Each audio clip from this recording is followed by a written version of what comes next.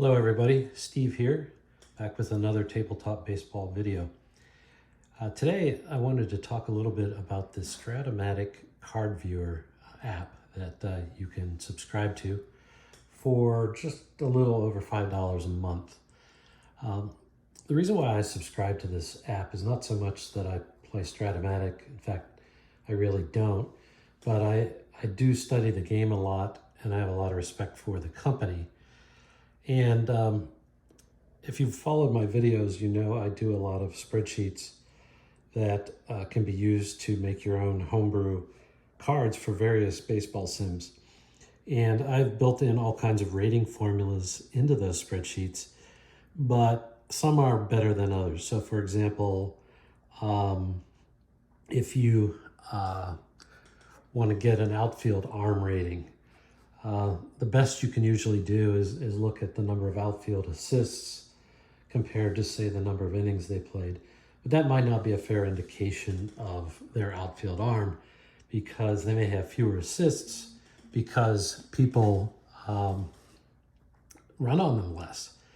And so, ideally it would be good to have another source. And so I really trust Strat-O-Matic's ratings in a number of areas, including outfield arm, catcher arm, running speed, and to a lesser extent, stolen bases, bunting, and hit and run. I have my own formulas for those. And so I subscribe to this app so that I can, in my spreadsheets, if I have the Strat rating for a certain aspect that I'm rating, I will put that into the spreadsheet and it will override whatever formula that I have in there as a default. So I've subscribed to this app and, I like it for the most part. Maybe I'll start out with what I don't like. The main thing I don't like about this app is it seems like every time I go to use it, even if I haven't closed the app, I have to put my password in. And unfortunately, I chose a long password, which is my fault. And so I have to put the password in. And if I mistype it, and I want to go and backspace over the last couple of letters or numbers or whatever, it seems like it wipes out the whole password and then I have to type it in all over again. Again, first world problem for sure. So what can you do with this app? So it has a menu, and one of the interesting things it lets you do is do a matchup. So if you wanted to match up an individual batter and pitcher, you could do so. I think I might have one in here. Yeah, I had matched up 2022 Aaron Judge and Edwin Diaz. And this kind of gives you an idea of, what the matchup might produce, kind of based on the 50-50 system, I think. Otherwise, you can look up individual cards by either using this browse feature, which brings up this menu, or you can do a player search, search by their name. I think the interface of this is adequate, but not great. I almost always am rating teams. So I go to browse. 2023 isn't available yet as of today, which is February 20th.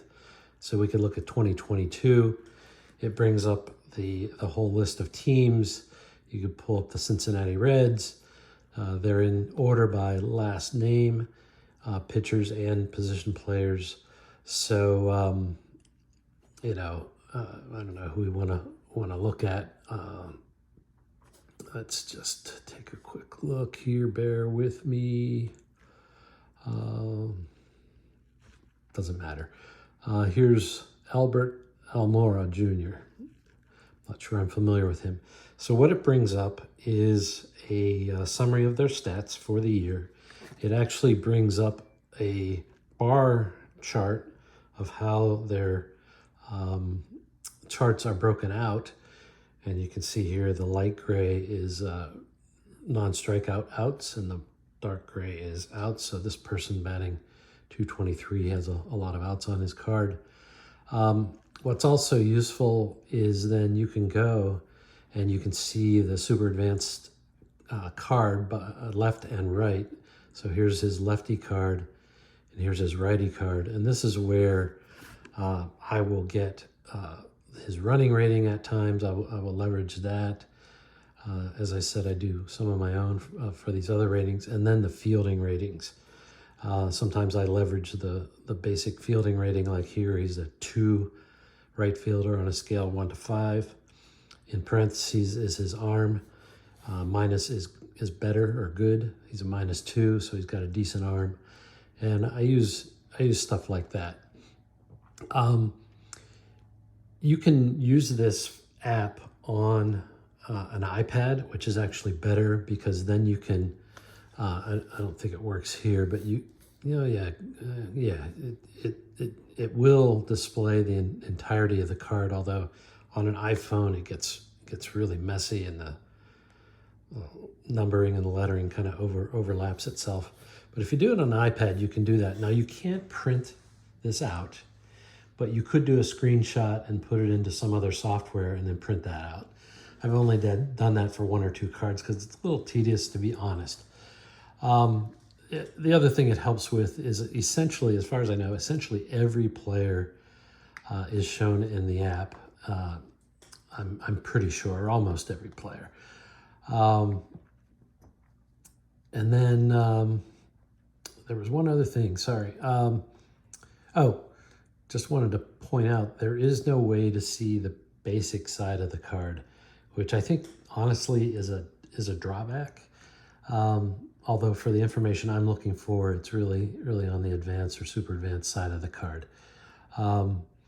And this goes back well into history.